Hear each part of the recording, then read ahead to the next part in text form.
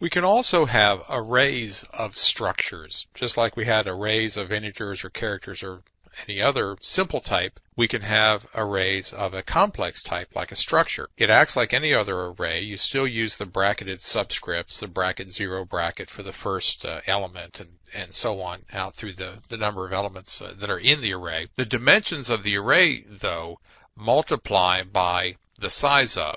And the size of is a compile time operator that says how large something is, and it can be used to then calculate how much memory is necessary. So there you see size of struct tag, and the tag, of course, is the name of the structure, the tag that you gave it when you developed the structure.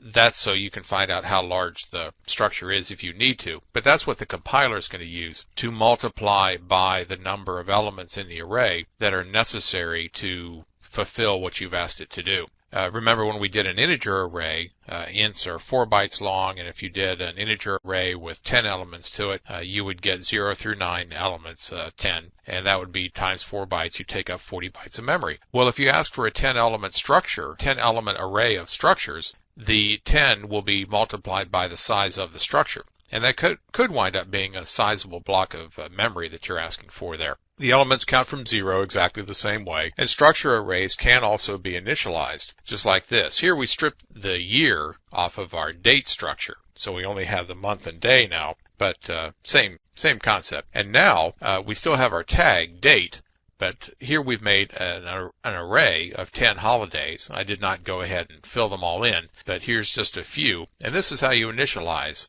a structure array. An array of structures is the way it should be said. So here we have up to 10 holidays, and we'll have January 1st and February 14th and March 17th and so on that we'll put into our simple array as it is initialized. So very, very similar to the arrays that we've already talked about. I just want you to be aware that you can have an array of structures.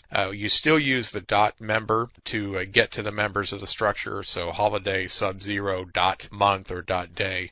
Really nothing new to put in there, just that a single structure can be formed as a member of an array. Now, pointers to structures, that's going to bring us a new operator, and we're getting to that shortly. So hang in there.